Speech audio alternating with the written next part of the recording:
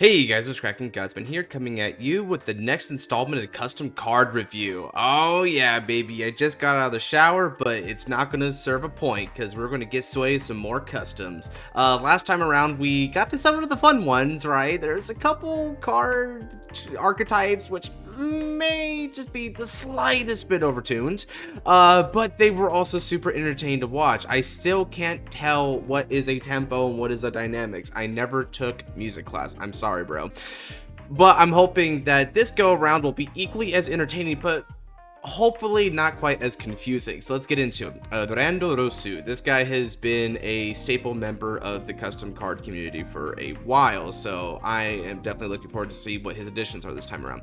A little late to the party, but here we go. This time I have Fenrir for V Premium, which also support Premium because I love the deck out build. Oh yeah, guys, if you don't know what he's talking about, there's a card named Witcher Frog's Melissa, the V series one in particular. It will deck out your opponent in lightning speed. It's one of the funnest builds to play in Premium and in V Premium. Both versions are actually relatively viable, if not at just the rogue level. So it's super hilarious. I know exactly what he's talking about because I'm a Genesis goon at this point. Surprising, I know. Yeah, sure, golds. So excited to hear your thoughts. Let me know if I burnt the kitchen. Oh, I will.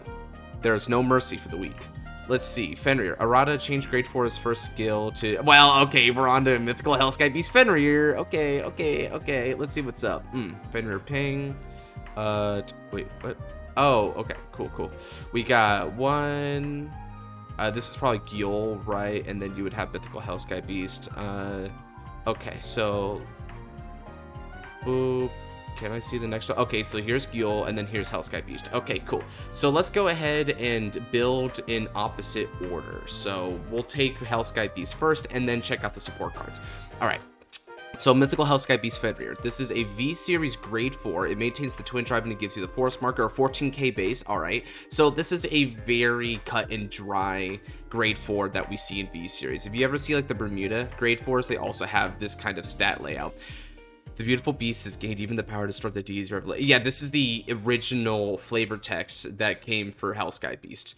Continuous on the Vanguard circle. If you have Mythic Beast Fenrir and Mythical Destroyer Beast Vanguard on your soul, ooh, fascinating. Okay, so we actually are still incentivizing running the Vanguard to go with this guy. Okay, so if you're maxing out copies, you're looking at a 12 knot shields in the deck, which is a bit high, but it might be worth the investment. When you look at the top three, okay, when you would look at the top 3 cards of your deck due to the effect of your card's abilities, change the preceding effect to add 1 card among them to the hand, put 1 card among them to the soul, and put the rest on the top, the bottom, or any order. So that's interesting. For those of you who don't know, the original Mythical Hellsky Beast Fenrir had the ability to change the Revelation ability to a decision where to place the top 2 cards of the deck. Normal Revelation gave you the decision to look at the top card of the deck and you either place it on top or put it in the soul. If you did the latter action of putting it into the soul, then you had to rest a rear guard. This one is taking a bit of a different direction because we don't really have that Revelation type ability, although there is for Tita in V series.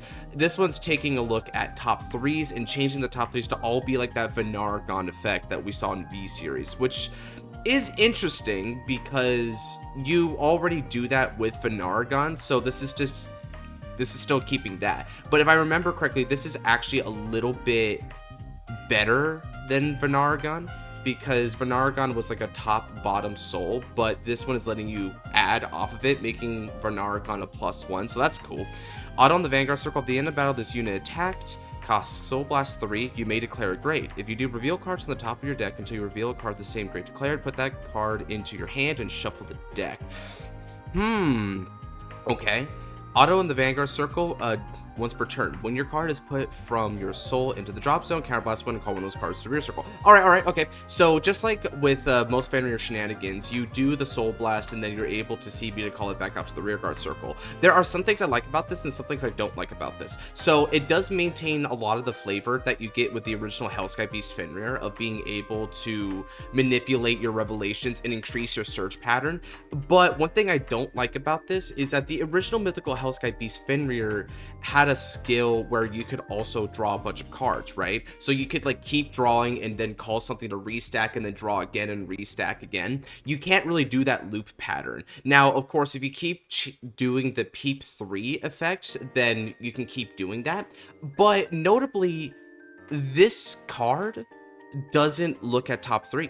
It just keeps looking at cards over and over again until you hit the grade. So it doesn't even combo with itself, which is a little bit unfortunate. It is cool that it still maintains Fenrir's ability to recall for the multi-attacker. If you're doing it during the main phase, you can do it in the main phase as well. So maintaining that aspect is very cool. I like it. Overall, I think it keeps some aspects, but I think there's some other aspects of it where I kind of wish it would feel more like the original. Like, for instance, and this was a theoretical Hellsky Beast Fenrir that I came up with, where it had an effect that whenever you called a unit from hand to rear circle, you could look at the top 2 cards of the deck and put up to 1 in the soul and put the rest on the top or bottom of the deck in any order, right? So it's sort of like mimicking Revelation, but instead of having all of your individual units have the Revelation ability, you're sort of forcibly giving them that modified Revelation ability just by way of triggering whenever you call something. That's how I would have done it. This one feels a little bit more limited though, and that's unfortunate. But one thing about this card that I do like is I do dig the flavor of this skill being able to add another copy of Hellsky Beast Fenrir. So if you just declare 4, well, you only have 4s of this guy. That's it. That's the only grade 4 in your deck. So it can add itself, which is kind of funny. I'd probably rank this about a 7.5 out of 10. It's cool, but I think you could have pushed it to feel a little bit more in theme with the infinite combo potential of Fenrir. It's a little bit limited. Okay, so Boulder Fetter Ghoul. This was my dude during Revelation's heyday. Continues to the deck in the soul. This unit can be regarded as any grade from 0 to 4. Okay. So, so that's interesting, right? This means that if you're declaring 4, which is what you would want to do, but you don't want to add a Persona Ride copy, of course we don't do the Persona Ride gimmick, I'm just saying add another copy of the Vanguard, you can add Ghoul instead, so that's really interesting. It's also qualified as that from the soul, which is for your original Fenrir skill. So original Fenrir, with his skill being able to Soul Blast, what you do is you Soul Blast Ghoul as a 4 in order to add from the deck to the hand your grade 4 Hellsky Beast for the ride on the grade 4 turn. That is cool. When placed, choose one of your Fenrir Vanguard and it gets... You're giving a skill to the Vanguard? Oh my. Auto on the Vanguard circle at the end of your turn. If you Soul Blast 3 or more times, choose up to 3. Okay, Soul Blast 3 or more times this turn. Okay, choose up to 3 cards with different grades from your drop zone. Put one of them to the soul, return the rest to the bottom of the deck in any order, then counterblast one and draw a card. Okay. This is amazing, but I need to question something. So it says if you Soul Blast 3 or more times this turn, how am I supposed to interpret that? Am I interpreting that you need to do the act of Soul Blasting 3 times individually? It doesn't matter how much you Soul Blast? Or is it, do you need to have Soul Blasted a total of 3 or more cards? If it's the former, this is weird. If it's the latter, it's perfect. It means that this effect here for the Soul Blast 3 to just get any card is now really nice, because then you can get a mini Dreaming Dragon effect for the price of a counterblast from Ghoul. And this is maintaining Ghoul's flavor, because what Ghoul did was he was able to counterblast 1 and Soul Blast 3 in order to draw a card.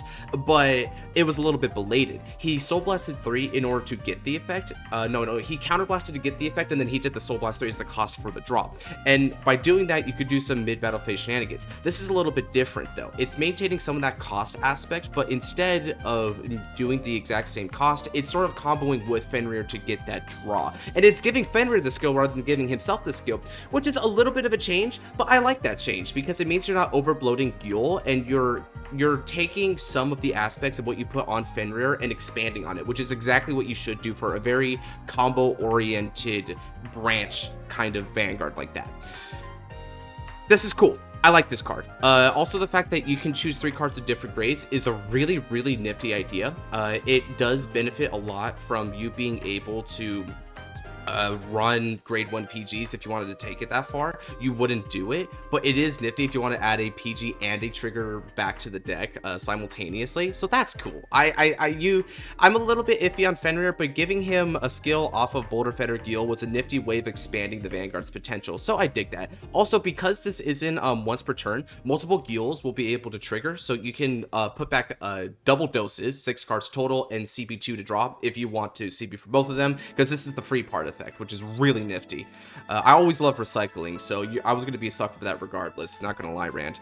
Auto on the Vanguard or rear circle when placed from hand. Okay, that's an important limitation. It means that when Fenrir calls you can't proc this following skill. Soul Blast 1. Look at 5 cards to the top of your deck. Reveal up to 1 Mythic Beast Fenrir, a Mythical Destroyer Vanargon, Mythical Destroyer Beast Vanargon. It's just like the Ezel, where it was just Incandescent Lion Ezel. It's like technically there's blonde there. From among them, add it to your hand. If you added a card, discard a card from hand, and if you did not, you may soul charge 2. Okay, let me read the second skill before I give my critiques on this card.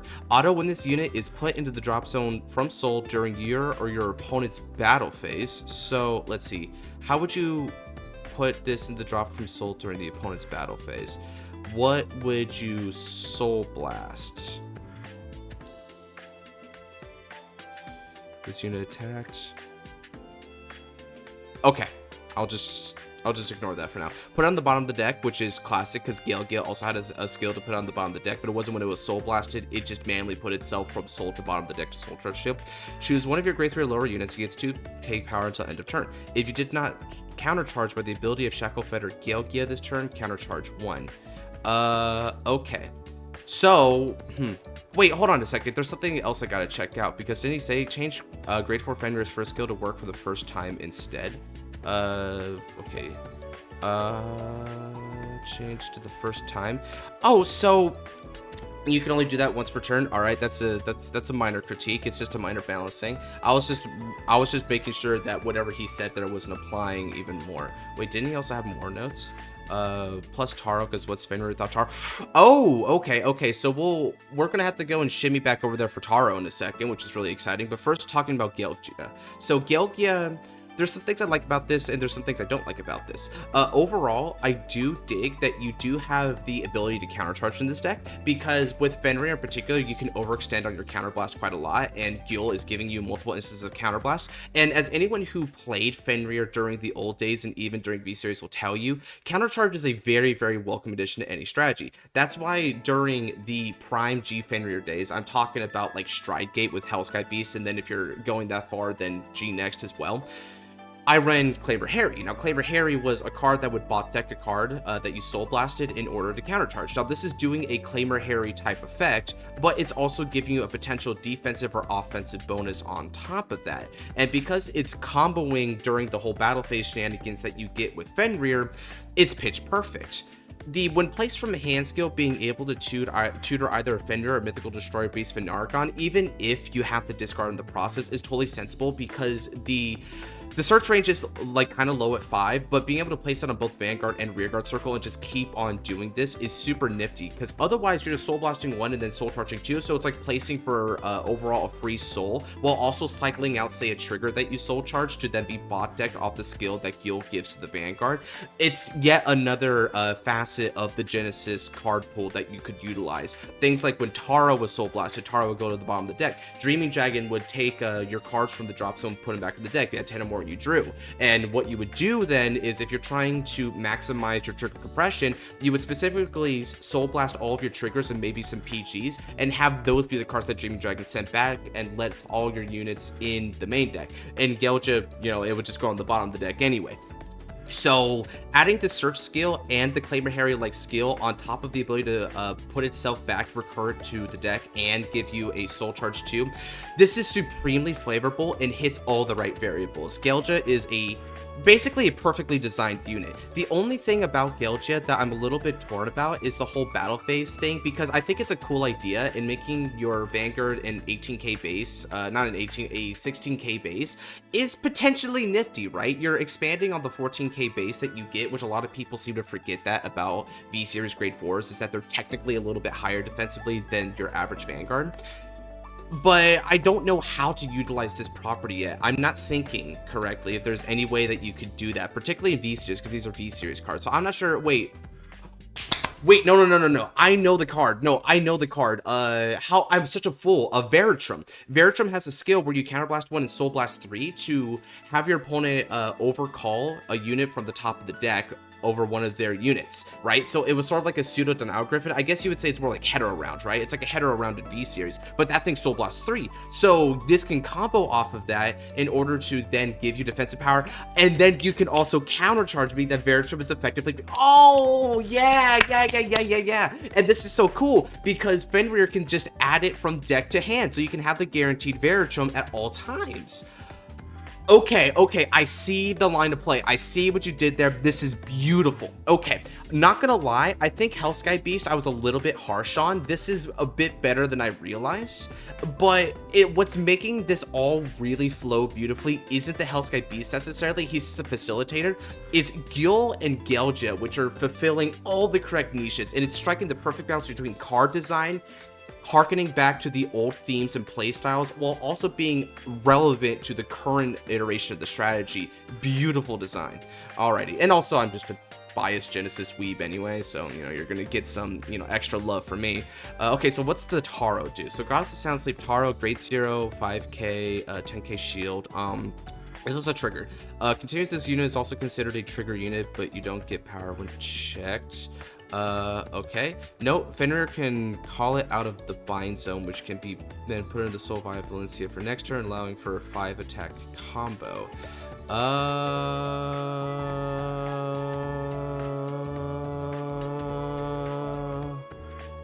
What?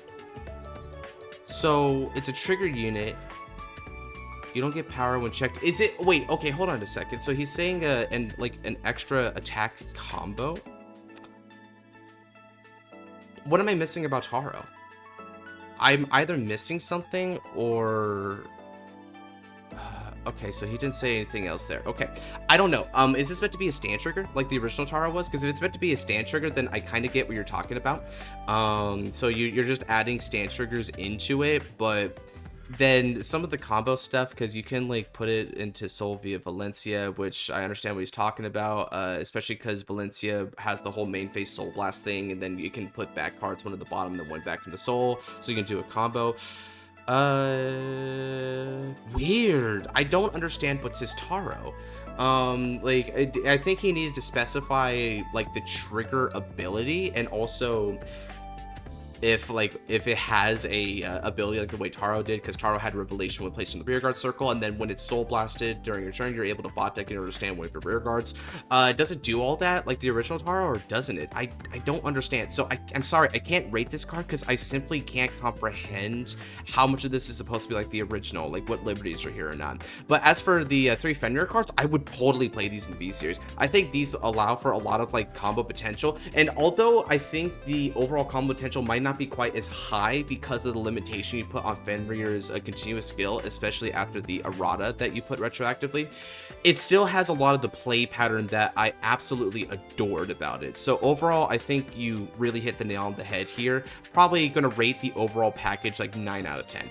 Now, let's go on down to the gold cards. I made these before History Collection, so it's prob power creep. Yeah, I'm not going to put that against you, though. If anything, I think we can use a little bit of anti-power creep in that format. Golden Dragon, Calverse Dragon. It's a grade 4 stride. Act on the Vanguard circle. Cost Soul Blast 1 and turn a card from your G-Zone face up. Put this unit to your G-Zone face up. Oh boy, we've got a Stunverse Dragon here. Crazy. This is already wild, okay? But let me read the rest of the effect, and then I'll get into why that's wild. Return up to 2 rear guards or locked cards in total to the top of your deck. All right. Look at 6 cards to the top of your deck. For every face-up card, your G-Zone, call 2 cards from among them. Those unit gets intercepted to your okay, and shuffle your deck. Continues with the G-Zone. If this card is face up, you can only stride during your stride phase. You cannot superior stride. Okay, suck it, because that was... Okay, so there's a couple things here about that skill, but first things first, let's talk about the axe skill. This is absolutely insane for golds. This right here would be like an automatic include into most gold Paladin decks, and here's why. there is like the V plus kind of decks where you basically get to play V series and premium, then you just add strides to it. But there are some V plus strides where you basically get to use the effect of your grade 3 V premium bosses and then stride anyway. So it's like you have your cake and eat it too. Golds was sort of held back as the middle child of the Paladin clans in premium because they didn't have something like that. You got Chainranker for Shadow Paladin and Crystal Luster for Royal Paladin, which adopted the abilities of their grade 3 heart card. But Calverse here is now a similar situation where you can just do the effects of your Vanguard anyway. And because it's an axe guild, it'll just use its axe ability, go back into the G zone, and now whether it's an act ability or an on attack ability or what have you, you can utilize the properties of your Gold Paladin unit. So if it's Spectral Duke, then you can still do the Spectral Duke restands just fine, or Duke for that matter. You can use Gurgrit abilities to CB when attacking to call. You can use Prominence Core to then muster up more units. This actually has a really cool interaction with Prominence Core, because if you're calling like 6, then Prominence Core is going to proc each time and get 18k power total for himself, and then another 3k to all those called units, which is really nifty. This is nice. This is nice. And the fact that they get intercept is also really, it's really cool. I wish they could also intercept from the back row, because then you could truly mimic the Golden Holy Sword Gurgit effect of being able to move your stuff from the front and back just up to the Guardian Circle. So it's like you're intercepting your whole field. It doesn't quite mimic that, but then again, I guess it didn't really have to. Even just front row intercepts is super neat. You don't give shield value to the grade 3s inherently though, so I think the only way that this is super meaningful is if you have grade 1s or less in the front row, because then those grade 1s or triggers can then move up that way via intercept, and they'll be pretty good shield for you. But that's about it, right? So if you low roll on your calls, you have to call a bunch of triggers, then at least this will help you out. So this has a lot of good combo potential with your grade 3s, and it also lets them play their game, and you get a crap ton of calls, which is insane plussing, so you don't have to rely on your Vanguards to do the plussing for you. And that's particularly good for Spectral Duke Dragon, because Spectral Duke Dragon doesn't plus to the field whatsoever with his effects. The only instance in which he does is when he rides over your Grade 2 Warhammer, because that calls 2 off the top 5. So this is perfectly synergistic with that. Gurgit can obviously enhance them with power. Prominence Core I mentioned before can enhance them with power. Ezels, you know, if you're playing the Ezel strategy, then you just call a bunch of stuff to replenish your field with Ezels. Some Ezels can do that already, but you know, the more the merrier. Plus you can decompress in a way. That's pretty strong. The Superior Stride effect is also pretty good, because it means you can't do what's his face, Spear Cross. You can't do the Spear Cross Superior Stride, which is nice. You also can't do the Superior Stride with Campbell over your OG Gurgit, because that is considered a superior stride when you do that skill, and that's the only way you can get the 2 excel markers is from that special stride stipulation. You can't normal stride and do it, to my understanding. So this prevents that as well. And since this came out before History Collection, this is actually kind of a accidental stroke of genius, because you stop one of the most busted interactions that you could without even realizing it. So that's really cool. Unless you added it in after the fact, in the case of gassing you up too much. But still, overall, yeah, this would be a hyper relevant card. Golds would all play this indubitably, and it would raise the clan up a fair degree as a whole. Also, just giving it the ability to go against lock cards is super nice. Now it's not just Ezel that can fight against locks, it's all of the clan, which feels better that way anyway. So pretty cool overall. True Holy Mage Prul. So for reference, Prul was a grade 2 in early G golds, where when it was boosted, you could CB1, look at the top 3, and call one of them to the rearguard circle. So it was your typical CB when boosted to multi-attack card that a lot of the G clans got during that point. Act on the Vanguard circle once per turn. Unite. Okay, so you get Unite stipulation. Unite is an ability where if you call 2 or more rearguards this turn, you're in Unite state. Turn a card from your G zone face up, so that's your only cost. This unit gets your units called by card effects get plus 5k until end of turn. Yeah, okay, that's fine. Auto when this unit attacks while boosted. Okay, so we're simulating that effect. Nice. You counterblast 1, look at the top 4 cards of your deck, call 2 to among them to rear, shuffle your deck. If this unit's on Vanguard circle, call any number instead. All right, okay, so it's like a mega two-door, right? You could potentially call 4, of course, if you're super lucky and all 4 are relevant, then you high roll beat. If not, then you can probably just like call 2 or 3, maybe leave the trigger there, and then shuffle the deck afterwards. This is a pretty excellent skill. It also isn't beholden to any generation breaks, so it could be a very strong first stride option for you that doesn't cost very much aside from the 1 counterblast. Auto in the G zone. When a grade 3 or less unit is placed on rear circle by card effects, I wonder how you can do that. It's not like Gold Paladins did that at all. Cost Soul Blast 1. Move that unit to an empty back row rear circle circle and call this card to a front row. Rear circle at the end of your turn, return this unit to your G zone. Oh, fascinating. So you're doing that like that Pale Moon kind of thing where you can just call them to the rear to substantiate your board. This is nice. I like this. One thing that's super cool about this is strides are 15k inherently, so 15k plus the usual 8k boost that you would receive from your V series grade 1s means that you'll hit 23k, which is a really nice number to hit because you're an Excel deck, so you have a hard time hitting magic numbers against Force Clan numbers, and this one gives you that very easily. So I do dig that. Also, if you happen to combo this with this, then it doesn't matter what card effect it called it doesn't matter where it was, it gets 5k, so that maybe plus a 13k booster from behind is going to end up being 33 easy. That's a really good number to hit them with. It means that even a 20k shield from, say, a normal heal wouldn't do the job on its own. That's super good. Overall, yeah, I think this is really cool. It's flavorful. It maintains the original Pearl ability. I think a lot of decks could use this. Admittedly, Calverse is definitely the all-star between these two. This one looks like it's not as hyper impactful as Calstar is. I mean, Calverse, I called it Calstar because he is the all-star, right? Whoops, maybe a Freudian slip there, but it's not like that was anything I was hiding from you guys. Now, that said, I still think that it might be worthy to run this as a potential one-of, because you could just call 4 units to the front row, and if you have a additional way of, like, other than just this getting 5k, if those just happens to be inherently strong units that get power from their own Marin, then this might be a useful stride overall. It's not the most powerful thing in the world, and it may not have a place in every Golds list, especially because of Alvers, but it's still very nice, and I would play it, at least just to try and have fun with it. True Holy Mage of Eternal Defense, Lavinia. So this is a G-Guard, which is like the best part of playing G or Premium, man. G-Guard is the best mechanic that Bushi has ever released to date in this game. Mark my words. Auto on the Guardian Circle, not the Generation Circle. What is that? On the Guardian Circle, when placed, cost Counterblast 1. Draw up to 2 cards, call 2 cards from hand to Guardian Circle. Oh, okay, cool. This is a defensive iteration of Gold's tendency to call from the deck, which is, I mean, not from the deck, from the hand to the field, which is something that like Brambit does and a lot of the early V Golds did with the original Ezel. They had a lot of effects that were specifically placed from hand, so you had skills that facilitated calling from hand, like the V Series Blonde Ezel had a skill when it attacked on Vanguard Circle to call one from the hand. What's the second skill? Act in the G Zone, Unite. So no, okay, you have to call 2 more rears that turn. Put 2 rear guards on the bottom of the deck and turn this card face down, countercharge 1. All right, so you're getting a Golphilia, but it's for golds. But this one is negging you 2 in order to get the countercharge 1, which is perfectly fine. I think that's perfect for golds, because what you can do is, if you're overcalling a lot of crap anyway, then this will prevent you from overcalling. It'll also help you in the whole deck out aspect, because you can deck out really quickly from all the aggressive superior calls. And if you happen to superior call some triggers during the main phase, like let's say for instance you were superior calling off of this and you want to maximize the number of calls you get off of this, so you called some triggers, you can then bot them back with Lavinia and get yourself a countercharge, and that countercharge could be super useful if you're counterblasting for things like Duke, Dupe, Gurgrit, so on and so forth. A lot of your grade 3 V Series Gold Paladins have counterblast costs that are very significant and high impact.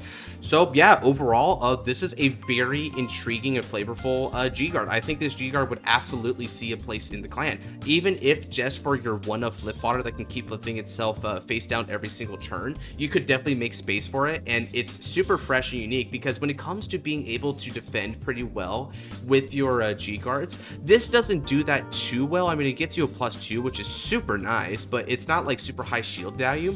But you don't really need super high shield value, because I think Slay Me Flare already does the job for you about as well as you want regardless. I mean, it's not the best shield in the world, but it's usually going to block a lot of things that aren't just insanely high, like DP numbers. So giving it a useful utility in the form of a countercharge, which the clan desperately needs, because you can blast like your way to Kingdom Come.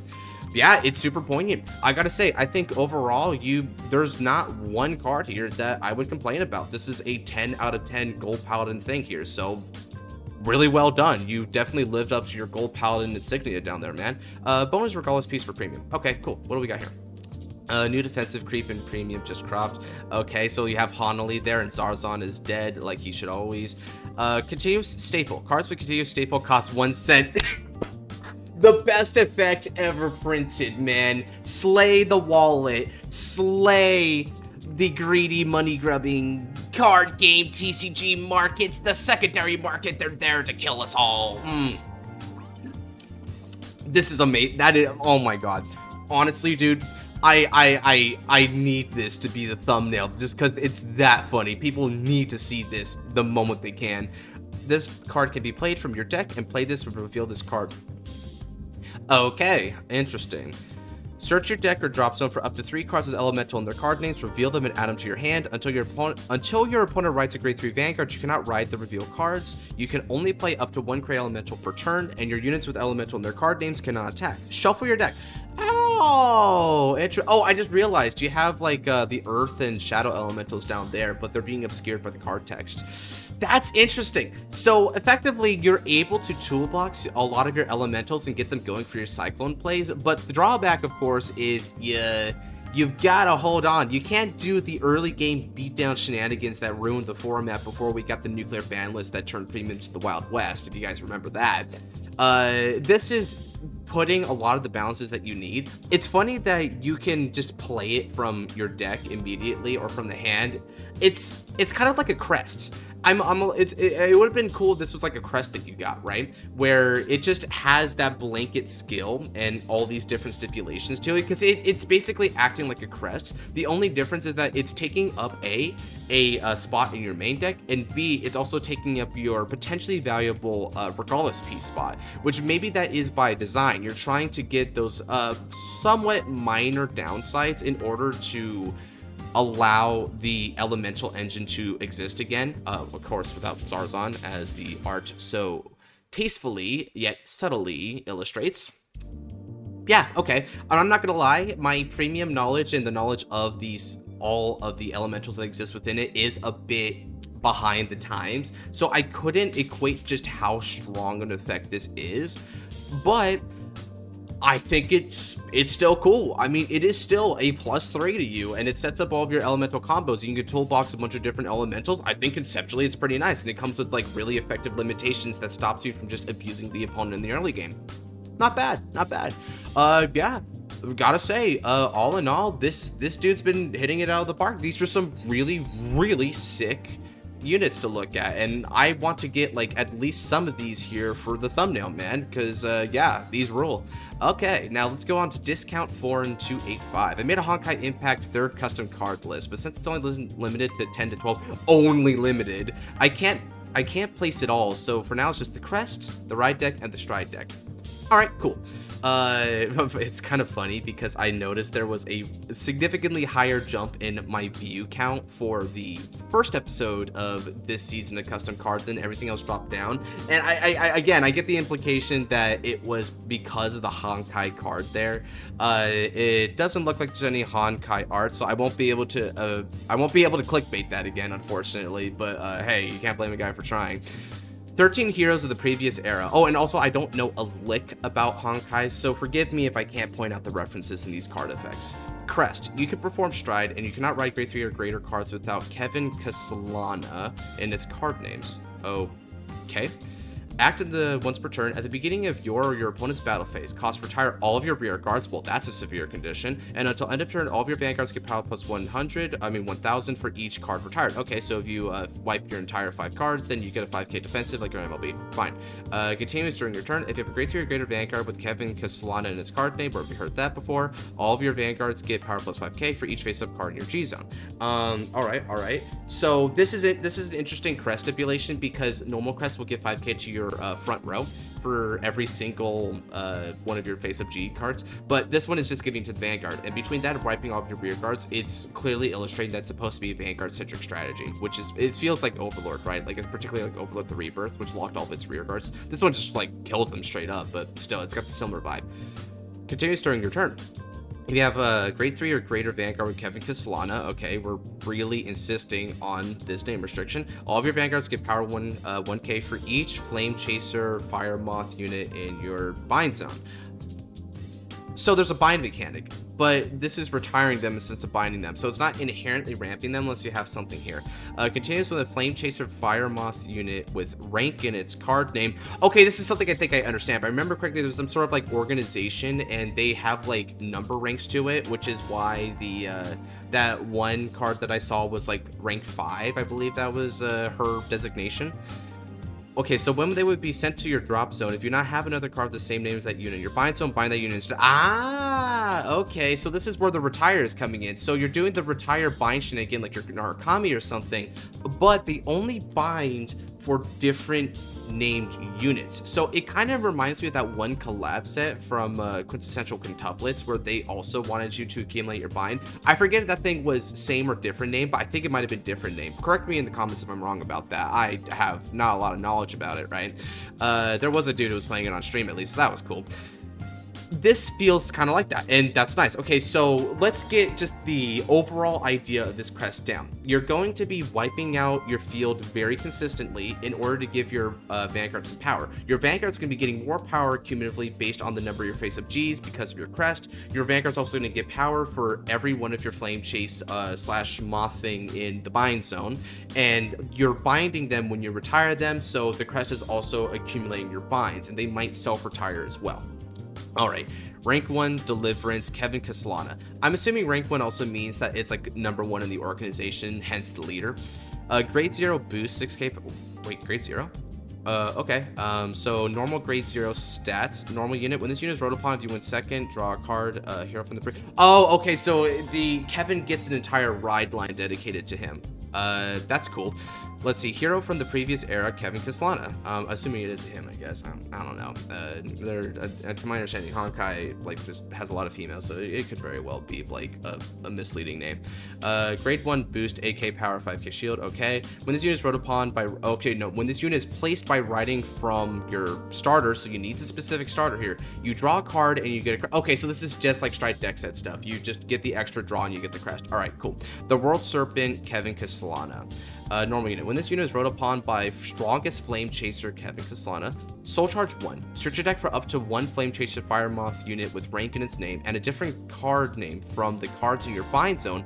Place that unit in your bind zone. Ah, okay, that's cool. So this overall, you're getting a +1 off of your ride line off the draw, but then it's also building your soul and your bind zone very selectively. Well, the soul isn't selective, but the bind is very selective, which is cool because you're very particular about your names. Really good ride line. I have no complaints about this ride line whatsoever. Strongest Flame Chaser of Humanity, Kevin Castellana. I do like this name. That's cool. It's like if you ever see in high fantasy like D&D or maybe even dark fantasy like The Witcher, there's an association between humanity and like the gods, and they believe fire to be purification and life and stuff like that. So we have this strong connection with the concept of fire, particularly as religion has it. Auto on the Vanguard circle generation rate. Okay, let's see what's your stats. Okay, so your stats is just 13k base because you're not using like the Striders, which are 11k base, so you need to add in that like plus 2k defensive thing. Auto on the Vanguard circle generation break 2. At the beginning of your ride phase, search your deck for up to 2 Flame Chase Flame Moth rank in its name and a different card names from the cards in your bind zone. Place them in your bind zone. Ah, okay. So after you do your initial stride turn, you can start getting 2 at a time, and if they're different names, then you're able to suss out whichever is left remaining. It would suck if you have a name that's not in the bind zone, but also it's been filtered out of the deck. So, and maybe it's like it's stuck in the damage zone or something. So that might incentivize you to run like 2 ofs instead of 1 ofs because the damage zone could really cuck you there. Well, at least it's not as bad as damage checking your 1-up revolt from Zest, right, guys? Never happened. Okay. On the Vanguard circle. When your G unit strike during your turn, choose one of your Vanguards until end of turn. It gets this continuous skill. Continuous on the Vanguard circle. If you have a rear guard during your turn, this unit gets power plus 1k for each of your rear guards. Even more power up. Okay. That's crazy. But it says if you have a rear guard. Hold on a second. Let me read something here. At the beginning of your opponent's battle phase. Ah, okay. So you can either retire all of your rears in order to give 1k power for each one during your battle phase, the beginning of it, or you can get the 1k for each of your rear guards. this is an interesting duality to it, right? It's like, do you want to opt for the unity or not? You can always have your cake and eat it too somewhat by opting for this side of the effect during your turn so you can maintain your rear guard pressure, but then during the opponent's turn, you can wipe it out at the beginning of your battle phase and then get the defensive power. So you could do it that way. Let's just hope they're not removal decks, because removal decks would just say, hey, I'm gonna take your cake and eat it as well. It's just a weird but also kind of cheeky way of expanding on that analogy. Continues with the Vanguard circle. If you do not have a rear guard during your turn, this unit gets 1k for each of your opponent's open rear circle. Oh, okay, so you can also just wipe it out and give even more power to your Vanguard, and also it predicates itself on the opponent's open rear circle like it's Blaze or something. Yeah, sure, that's fine. So he giveth and he taketh away, the flame that brings life and the flame that brings death. It's very epic sounding. Iker Parvati, Kevin Kaslana, grade 4 triple drive, G unit, stride step, choose one or more cards to get 3 greater. It's always good to read these things with customs because you never know when they're going to throw a curveball in the stride cost. Continuous when this unit attacks, it attacks your opponent's Vanguard and all of their rear guards.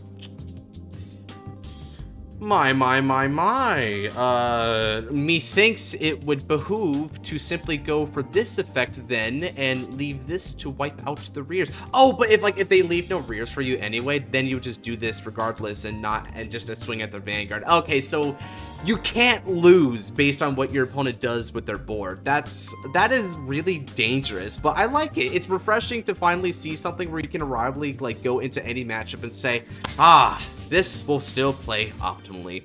Auto on the Vanguard circle once per turn. At the end of battle, this unit attack costs counterblast 1 and turn a card from your G zone face up. Stand this unit gets power plus 3 and drive minus power plus 10,000 and drive minus 3 until end of turn.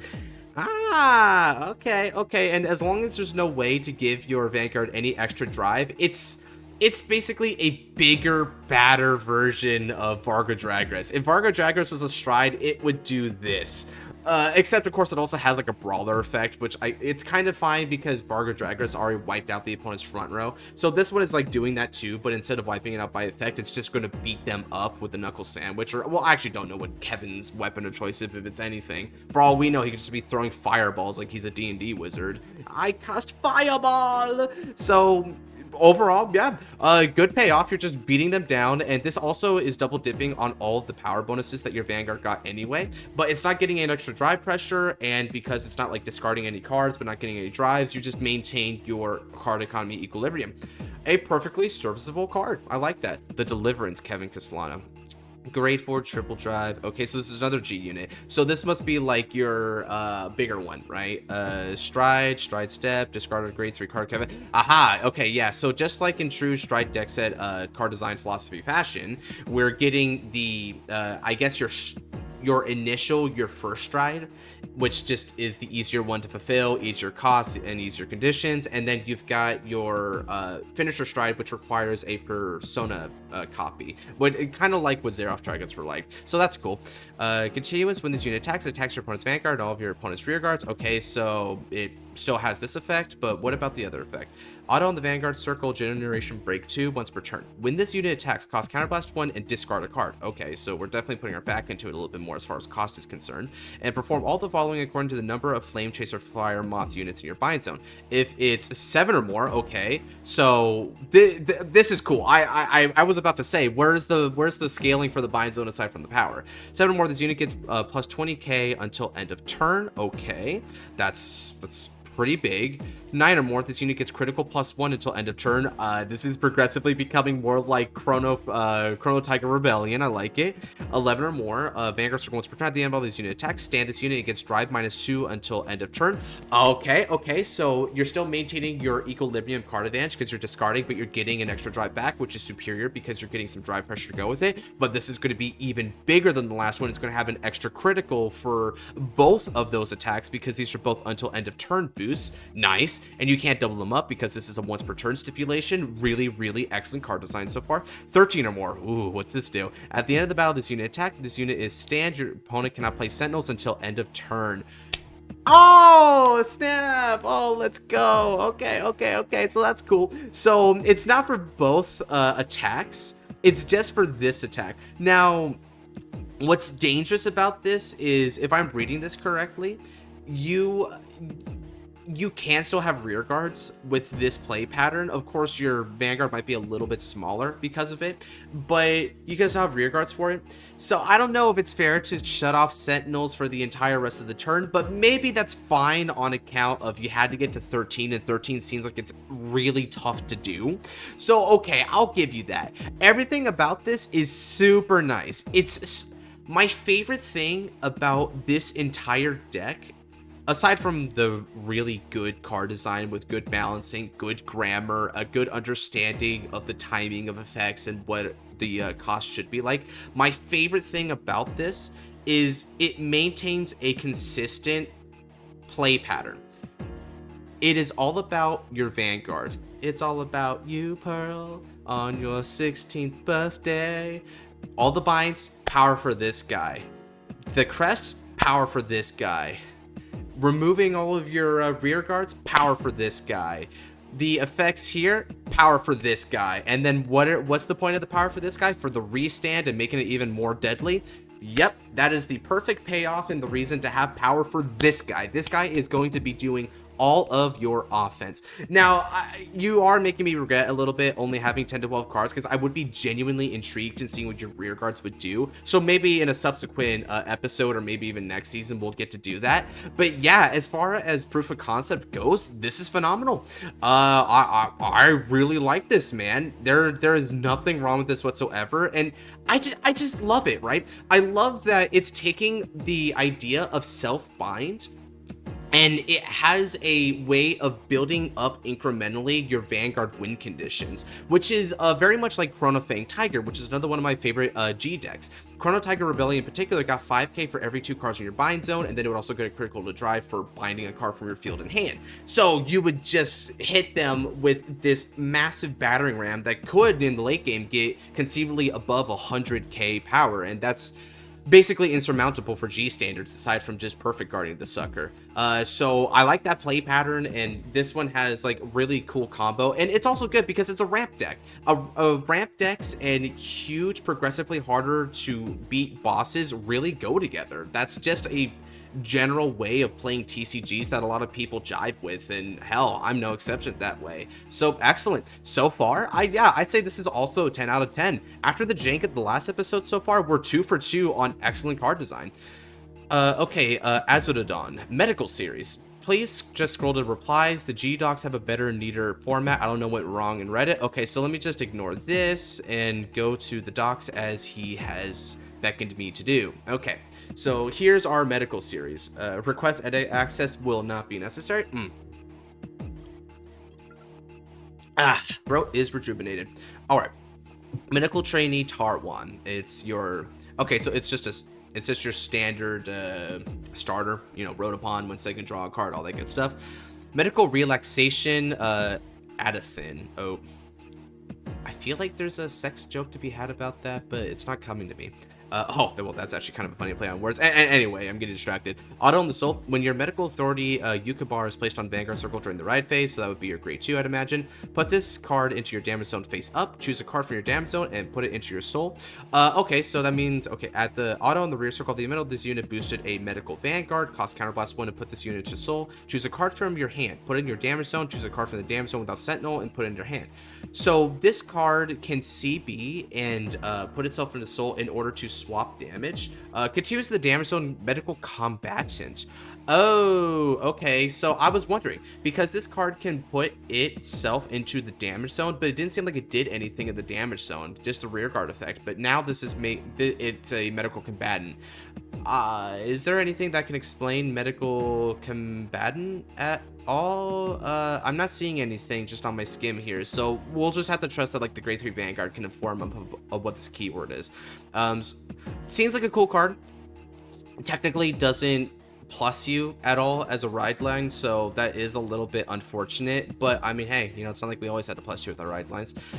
Medical strictness Yadathan. Okay, this is the grade 2 we were talking about. When it's wrote upon by medical authority Yukabar, so that would be, wait. Oh, so this only procs when you ride to your grade 3, not your grade 2. Okay, so there is a card that's a lot like this. If you know the V series card pool for Revengers, then you have Rakia and Rukeia, and Rakia was a grade 1 that only got its effect to call a grade 1 or less Revenger from the deck to the rear circle when your grade 3 Revenger is placed on the Vanguard circle. So this is emulating that timing. That's cool. I like to see more diversity in the nature of ride line triggers, so I like that. When you ride your grade 3, search your deck for up to 1 card with the medical combatant ability. So there's going to be a fair bit of these. Put in the damage zone face up and choose a card from your damage zone and heal it. When your unit card is put from the damage zone, okay, so when your unit from the damage zone has attacked this turn, this unit gets plus 5k. Wait. Your unit from the damage zone is attacked this turn.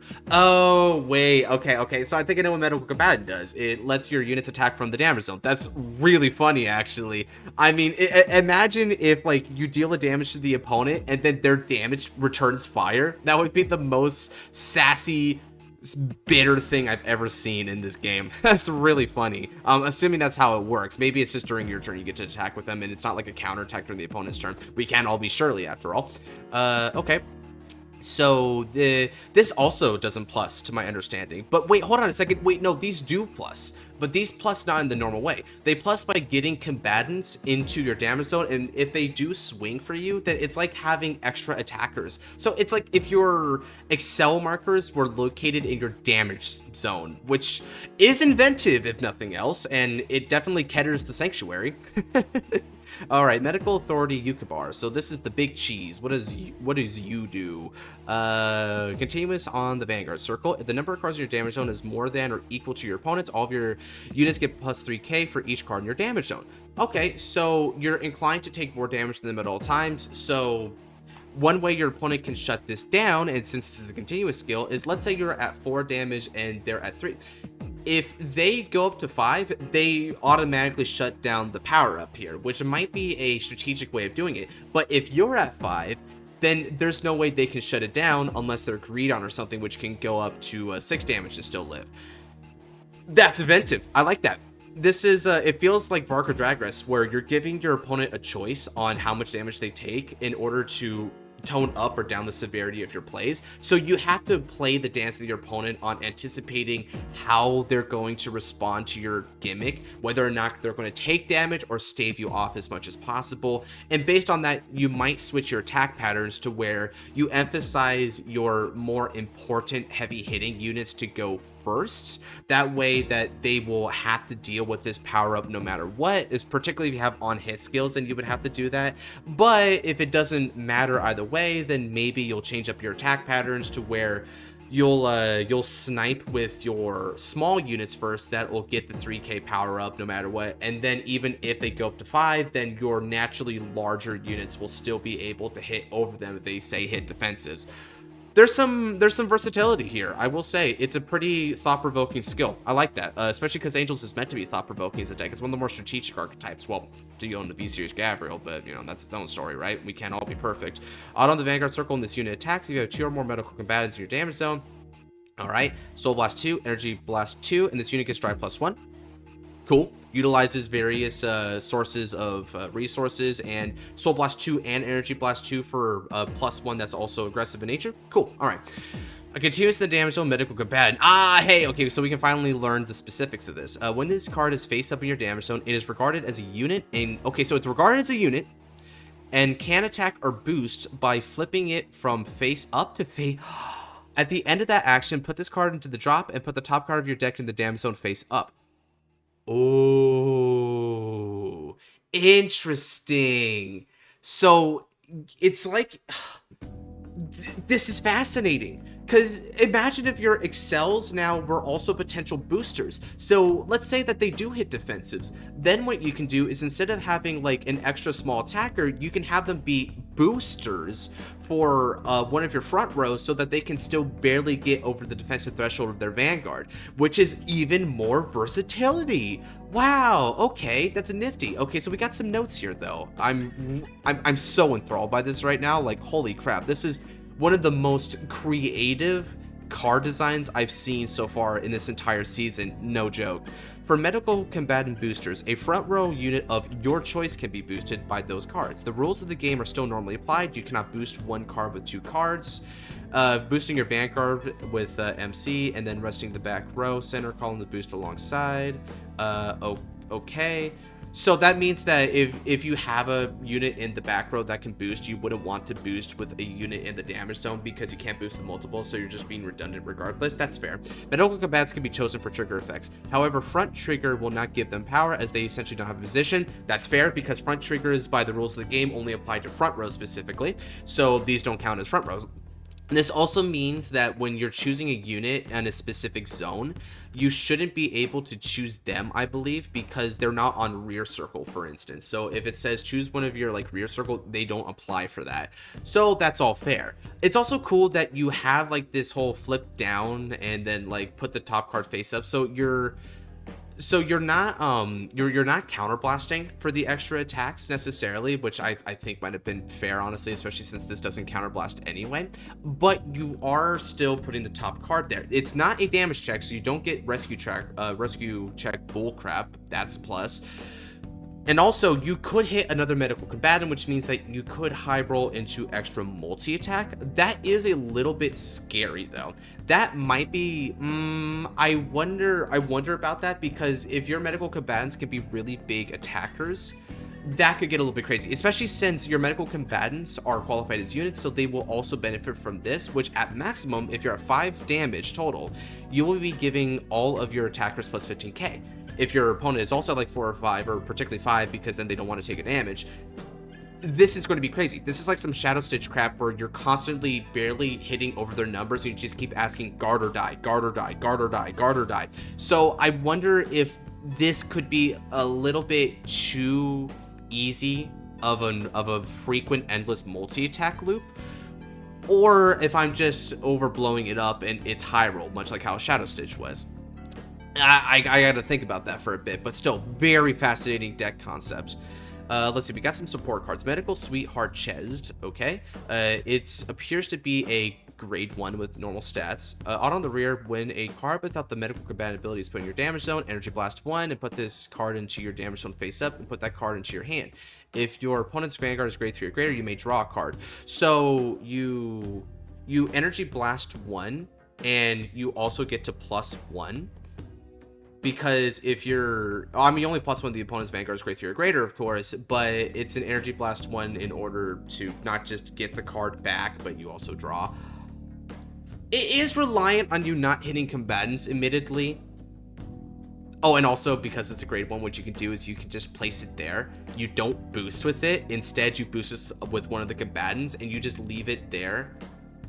Well, actually, no, you wouldn't boost with the combatants because it doesn't need to be in the stand position. So you just boost with it and then swap it around. So never mind. Ignore what I was just saying there. I'm wrong. I think you might need to Energy Blast 3 instead. That's probably a better baseline for that plus because it's also giving you an extra attack or a booster. Yeah, you probably want to increase the energy, but it's a fascinating ability that can work in this deck pretty splendidly. It's a cool combo piece. Medical Excitement, Gevra. When this card is put into the drop zone from your damage zone, you may call this card to rear circle. Okay, which is how your medical combatant things work. If you do, and it was put into the drop zone due to its medical combatant ability, you can get plus 10k until end of turn. Okay, this I don't like because you're double dipping on your multi attacks. You can just attack it as a combatant, it goes away, and then it comes back even stronger, and it will still benefit off of the 10k power up. You need to chill out on that. I think that's too bad. Or I mean, too good. Act in the damage zone, cost turn another medical combatant face down, choose a face-up card in your damage zone, choose one of your opponent's units, gets -3k for each grade of the chosen card. No, that's like imagine that you flip down a grade 3, right? That means that you're holistically giving 9k to all of your attackers by transitive property.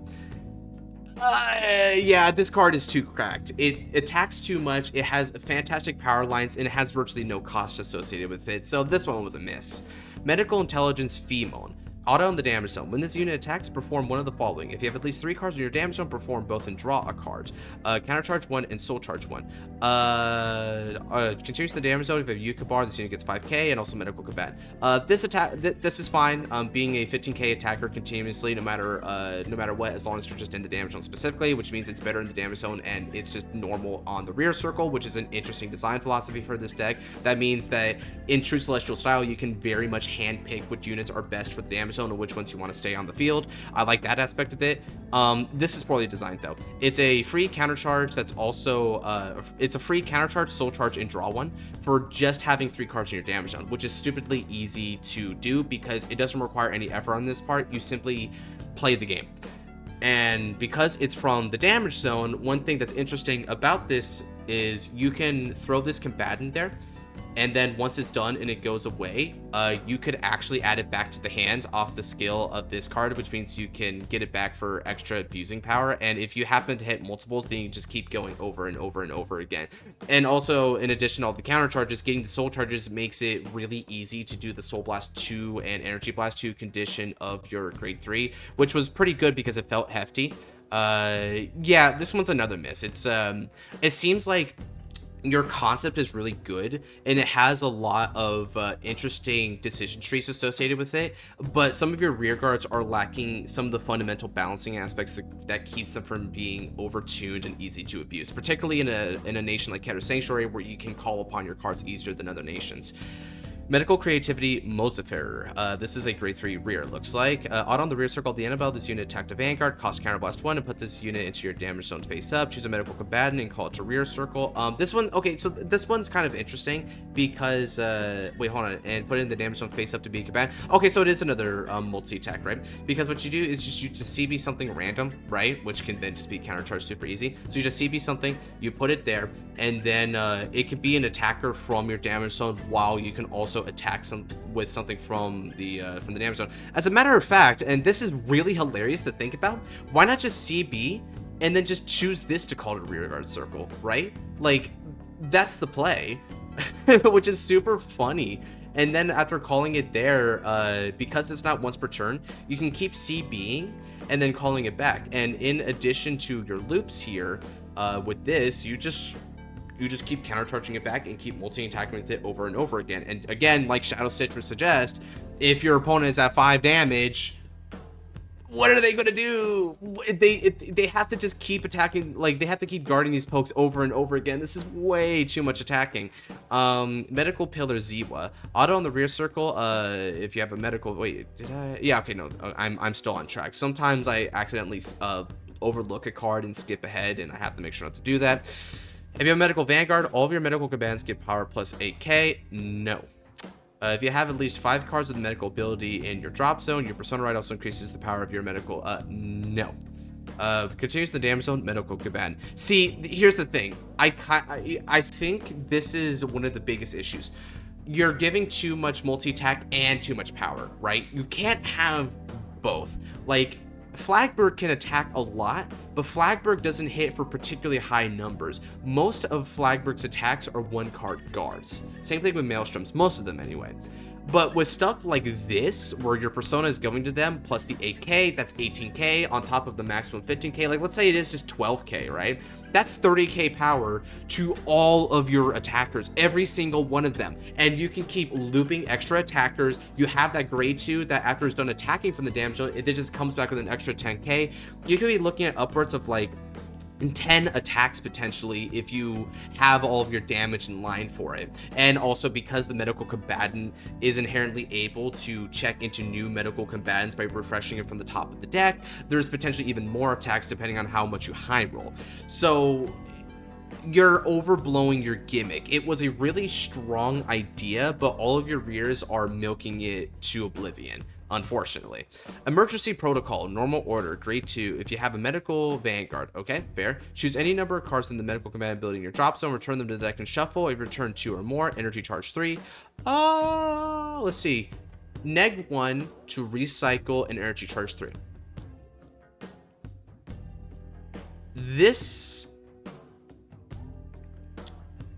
I'm not sure if it's too powerful, but I will say I like the concept of it because you're technically anti-deck compressing in terms of triggers, but you're putting in more medical combatants, and that's really important because by putting in medical combatants, it increases your chance of high rolling the top card to be another combatant. So actually I don't like this. The thing is that since it chooses any number of cards, you could be putting in like 10 plus, and then your chances of constantly multi-attacking and doing that Shadow Stitch is so astronomically high that there's like no way for your opponent to survive. Like it would take some really bad RNG to lose at that point. And the energy charge 3 is just like such a stupid nice benefit. You don't care if it's technically a neg 1 because of all the combatants that are attacking anyway. You just have like plenty of cards to go around, so it's like pseudo advantage in the form of extra attackers, extra units on field, like as if they're Excel markers.